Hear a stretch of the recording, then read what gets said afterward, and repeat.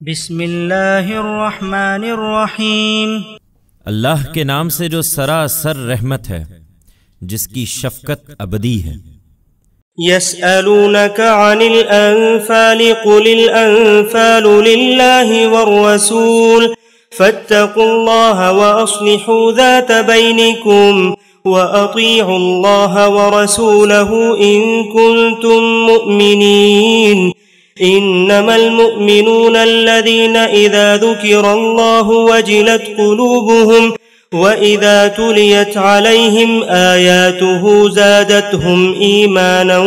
وَعَلَى رَبِّهِمْ يَتَوَكَّلُونَ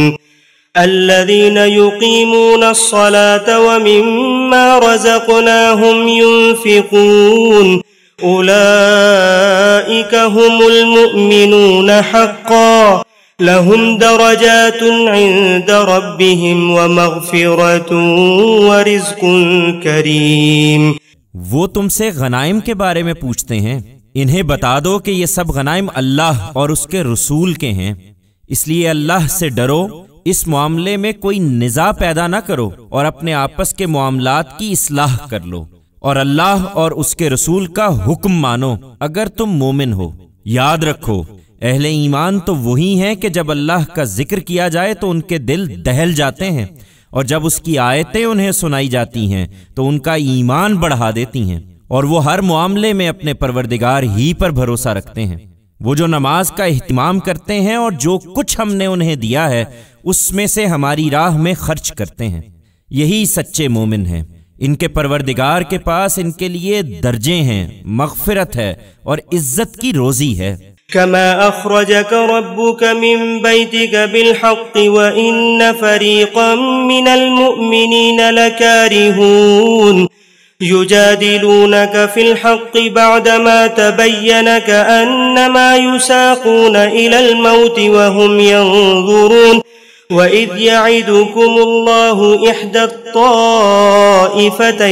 أنها لكم وتودون أن غير ذات الشوكة تكون لكم ويريد الله أن يحق الحق بكلماته ويقطع دابر الكافرين ليحق الحق ويبطل الباطل ولو كره المجرمون۔ اسی طرح کی صورت اس وقت پیش آئی تھی جب تمہارا پروردگار تمہیں ایک مقصد حق کے ساتھ تمہارے گھر سے نکال لایا، اور مسلمانوں کے گروہ کو یہ سخت ناگوار تھا۔ وہ اس مقصد حق کے معاملے میں تم سے جھگڑ رہے تھے، اس کے باوجود کہ ان پر وہ اچھی طرح واضح تھا۔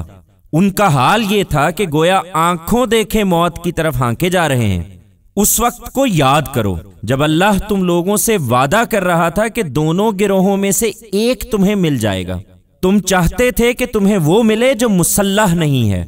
اور اللہ چاہتا تھا کہ اپنے کلمات سے حق کا بول بالا کرے اور منکروں کی جڑ کاٹ دے، تاکہ حق کو حق اور باطل کو باطل کر دکھائے، خواہ ان مجرموں کو وہ کتنا ہی ناگوار ہو۔ اذ تستغیثون ربکم فاستجاب لکم انی ممدکم بألف من الملائکة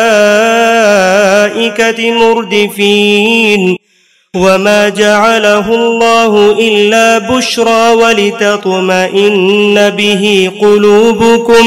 وما النصر إلا من عند الله إن الله عزيز حكيم۔ إذ يغشيكم النعاس أمنة منه وينزل عليكم من السماء ماء ليطهركم به ويذهب عنكم رجز الشيطان وليربط على قلوبكم ويثبت به الأقدام إذ يوحي ربك إلى الملائكة أني معكم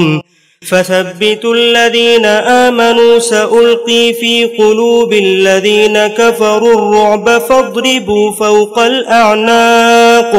فاضربوا فوق الأعناق واضربوا منهم كل بنان ذلك بأنهم شاقوا الله ورسوله ومن يشاقق الله ورسوله فإن الله شديد العقاب